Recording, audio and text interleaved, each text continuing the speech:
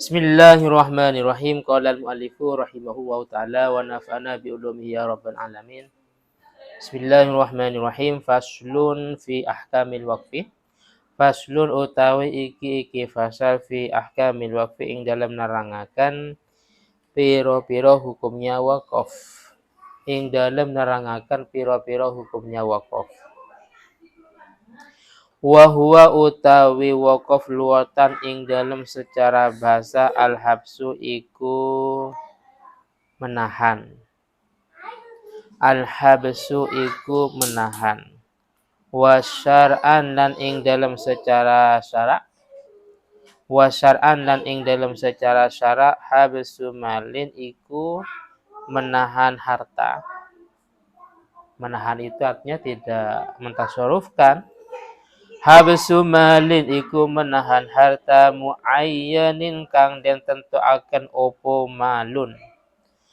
Muayyanin kang den tentuaken opo malun. Qabilin kang nerimo opo malun linakli untuk dipindah. Qabilin kang nerimo opo malun linakli untuk dipindah yumkinu kang mungkin al-intifa'u opo ngambil manfaat. Yumkinu kang mungkin al-intifa'u opo ngambil manfaat bihi kalawan malun ma'a baqa'i ainihi beserta tetap bendanya malun. Ma'a baqa'i ainihi beserta tetap bendanya malun. Wa qad'i tasarrufi lan memutus tasarruf. Tasarruf itu artinya membelanjakan harta.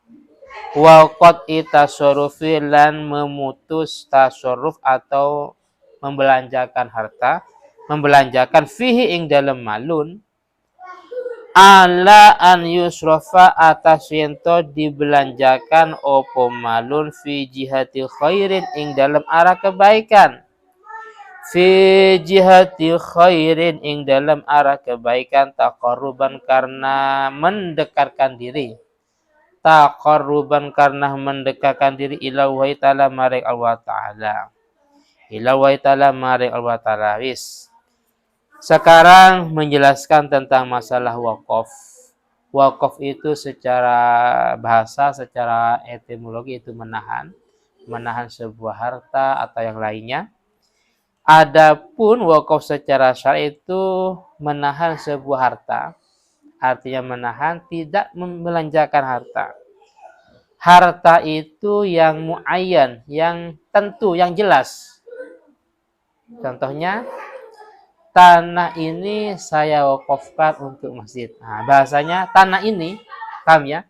Tanah ini. Karena hartanya banyak. Orang itu punya tanah sekian hektar, ada aset yang lain, ada mobil, ada rumah atau yang lainnya. Nah, sehingga bahasa muayyan tanah ini ya. Kalau bahasa saya mewakafkan harta yang mana ya? Hartanya banyak, asetnya banyak. Nggak jelas itu namanya. Namanya mubham. Jadi mubham itu artinya samar. Majhul itu artinya tidak diketahui. Majhul itu kebalikan maklum. Maklum diketahui, majhul itu enggak. Muayyan jelas tertentu, mubham ini masih samar. Sebagaimana barangnya ada. Kalau majhul itu barangnya memang enggak kelihatan. Kalau mubham itu barangnya kelihatan tapi enggak jelas. Seperti ini nyambung dengan jual beli. Karena apapun itu juga nyambung dengan jual beli. Maklum, majhul, mubham, muayyan. Saya jual salah satu, ini. Salah satu dari harta ini, salah satu dari sarung ini saya jual. Dan sarungnya banyak. Pakai bahasa ihda. Nah, makanya biar muayyan pakai isyarat. Yang ini. Sarung yang ini. Harta yang ini. Nah, itu namanya muayyan. Sama. Tanah ini waqaftu hadzal mal. Nah, waqaftu hadzil ardo. Waqaftu hadzil buq'ah. Sebidang tanah ini saya wakafkan lil masjid. Pakai hadhi, pakai isyarah. Waqaftu hadzil buq'ah, waqaftu hadzil ardo umpamanya. Pakai isyarah. Nah, pokok intinya harus muayyan, entah isya atau yang lain umpamanya. Karena dalam nikah nanti ini ada isyar, ada bismillah, tayin itu ada isyar, ada atau sifat. Syaratnya calon suami, calon istri itu muayyan. Muayyan imma bismillah, menyebut namanya. Calon wali anggaplah wali. Angkah tukah was binti ya dengan putriku yang bernama si A. Kalau dengan anakku, anaknya 10 umpamanya, maka termasuk salah satu yang menjempati muayyan dengan menyebut namanya. Atau dengan putriku yang ini, yang ini isyarah. Atau dengan putriku yang sekarang di kamar, yang lain di luar semuanya. Itu pengembangan masalah muayyan. Jadi wakaf itu yaitu menahan sebuah harta, artinya tidak melanjakan harta yang muayyan. Nah, harta itu qabilin naklih, bisa untuk dipindah-pindahkan.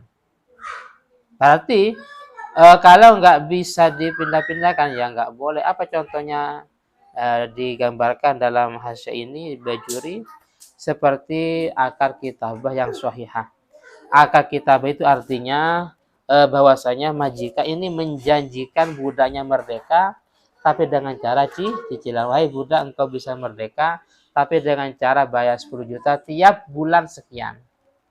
Nah, itu ada munakal, tidak bisa dipindah. Jadi wakaf itu fi jati khair, dalam untuk arah kebaikan. Nanti ada di belakang.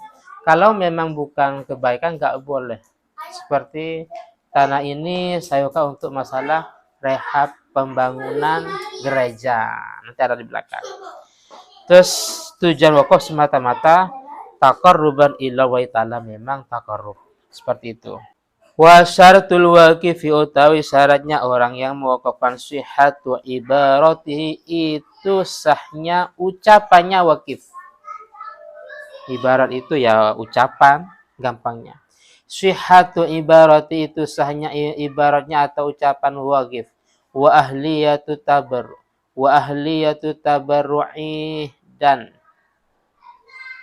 ahli tabarru.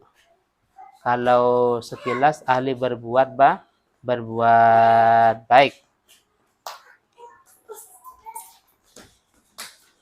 Jadi orang yang mewakafkan itu bisa sah. Itu bisa sah kalau memang wakifnya sihhatu ibarat.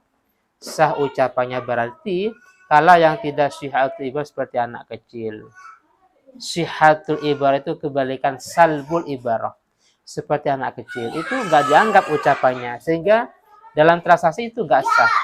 Seperti anak kecil jual beli umpamanya, atau izinnya nggak dianggap, sehingga ketika ada sebuah kasus bahwa ada seorang meninggalkan harta dan anaknya 5, 1 ada yang kecil, maka sementara harta ini tidak boleh untuk ditasarrufkan, entah disedekah, nggak boleh.